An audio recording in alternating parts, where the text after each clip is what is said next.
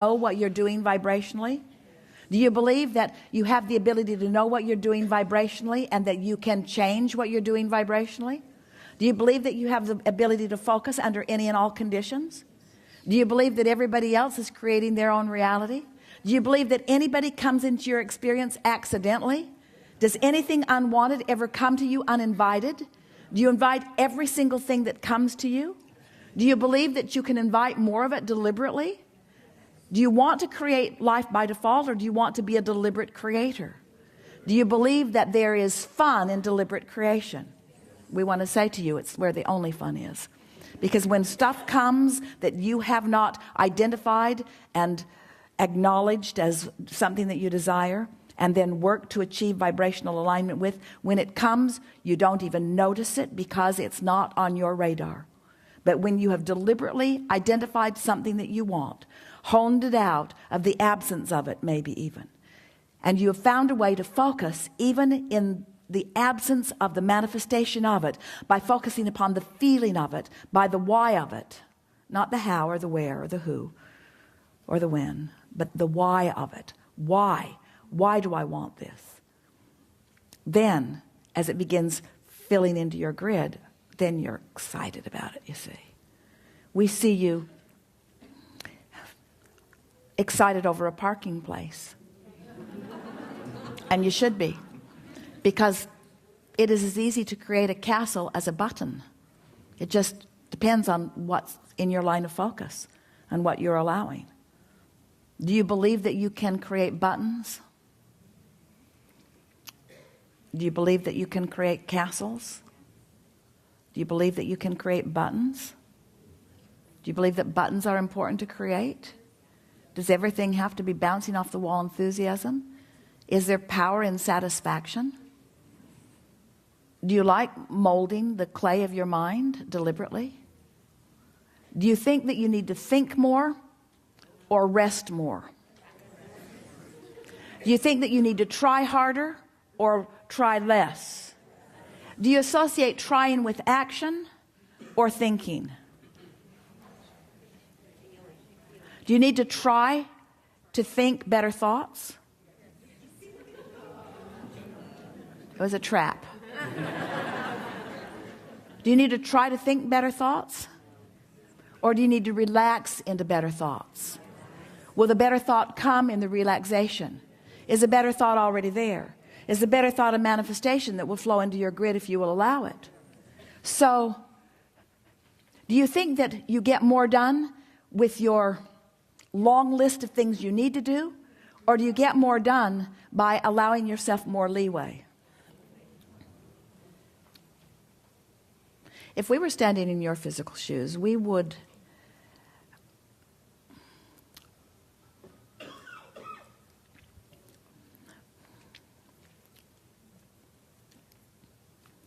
decide to be lazy. We're reaching for the perfect word. We would decide to be lazy for a little while, because in your giving yourself permission to be lazy, you're giving yourself permission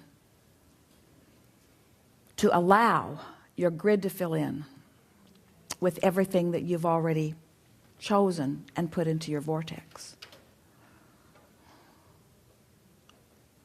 The word lazy has an unpleasant connotation, doesn't it? Because it's humans measuring themselves against other humans based upon a flawed premise. And the flawed premise is, the more you do, the more you're worth.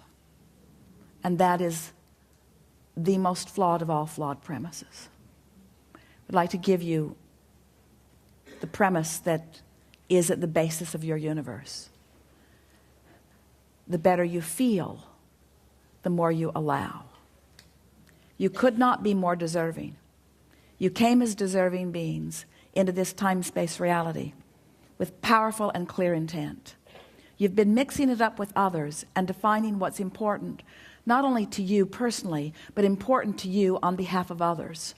You've included in your vortex the well-being of many others. In some cases, mass consciousness. In some cases, a community. In some cases, a family. But you've included in your vortex a desire for the well-being of far more than your personal self. But it is necessary for you to tend to the well-being of your personal self in order to be a productive advocate for the well-being for anyone else. In other words, you cannot give, or you cannot extend, or you cannot punctuate, or you cannot accentuate, you cannot assist anything that you are not already feeling. Which means if you are wanting in an altruistic way to be of advantage to everyone you know, you first have got to find a way to be of advantage to yourself. Which means you want to carve out more time to be nicer to yourself. More private time. More time under the bridge. More time where others are not telling you what to do. More time when you are satisfying your own personal intention for things. If we were standing in your physical shoes and someone were to ask you to do something, we would stop in the middle of the request and we would evaluate it completely. And we would say to them, I sincerely desire to accomplish this request that you are offering. And it is my expectation that I will be able to do that since I am in this relationship with you and you are requesting it of me, employer or mate or parent or child or whoever it is. It is my expectation that I will be able to accomplish this. I just have to insert one thing in the foreground of this request. I will accomplish it for you as long as I can first accomplish ease for myself in the process. We really want you to ponder that a little bit. Esther, on one of the earlier cruises, made sure that everyone received an easy button from Staples. Everyone got one. And Esther found a box of them in the attic the other day, and she spread them all around her house because she wants to amplify the ease of things, not the hardness. She wants to no longer justify the well-being that flows to her by pointing out how hard she's working in relationship to others. She wants to emphasize the well-being that's flowing to her by remembering the vibrational alignment that she is achieving. If we were standing in your physical shoes, we would do these things every day and then anything else that you have time for. We would meditate for 15 minutes every day, which means we would quiet our mind with the simple intention of allowing our cork to float. We would go outside no matter what the weather, and we'd move around in it in appreciation of this planet. We would look up and around, and we would find things to acknowledge, and we would talk about them right out loud. Esther walks through her gardens and says to everything, you are my favorite. You are my favorite. You are my favorite. You are my favorite. You are my favorite stone on the pathway. You are my favorite bird in the tree. You are my favorite flower in bloom. You are my favorite flower not in bloom. You are my favorite tree. You are my favorite bush. You are my favorite frog. You are my favorite frog. You kept me awake all night, but you are still my favorite frog. In other words, so first thing, meditate. Second thing, spend more time outside. Third thing, we would buy a notebook. We would call it My Book of Positive Aspects. And we would fill at least 3, 4, 5 is even better, pages of positive aspects.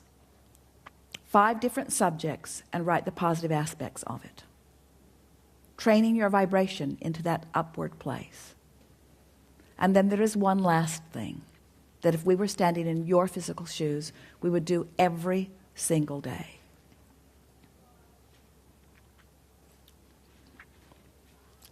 We would look upward and outward. It's best if you do it outside or standing at a window.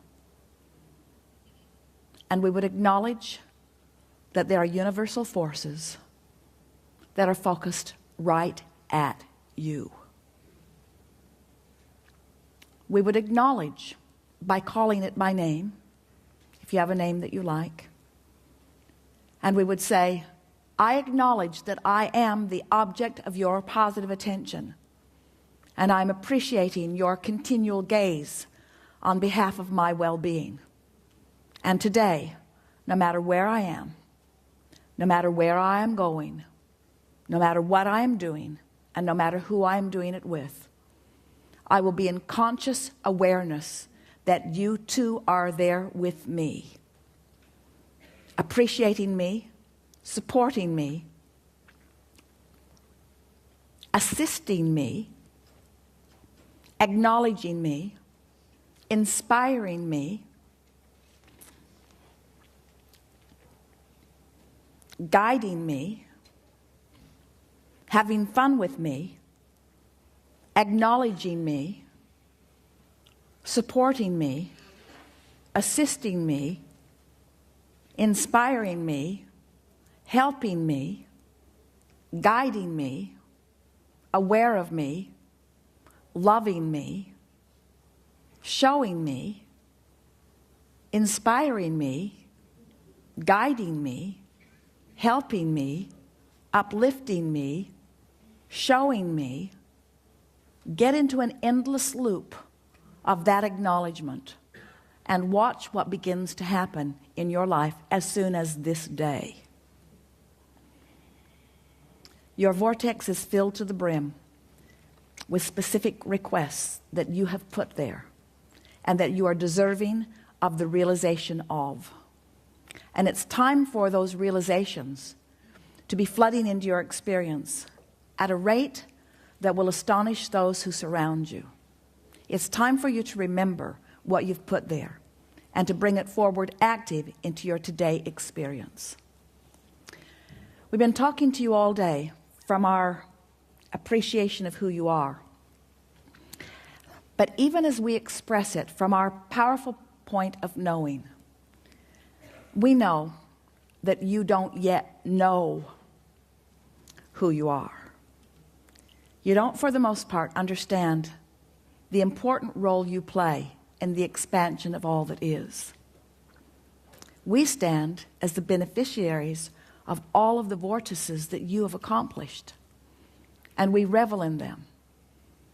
But it is our powerful desire that you now, here in your physical bodies, allow yourselves to be the recipients of the physical manifestation of those things that you have put there. Because that was the plan. You didn't say, I'll go forth and fill up a vortex full of things that I care about and deny myself of the realization of them. You said, I'll go forth and I'll experience the fullness of that, you see. And so as we visit with you here today, it is our acknowledgement that in these hours that we've been together, because of the willingness of you to listen and play with us, and because of the willingness of those to ask the questions in the way that you have, it's our knowing that your vibration is shifted to a new place. And it is our expectation that your expectation has also shifted to a new place. Your life is forever changed, and we don't say that to everyone. We don't say it every seminar. We don't say it every time, but it is true today. Watch for the evidence of it. There is great love here for you. And as always, we remain in the vortex.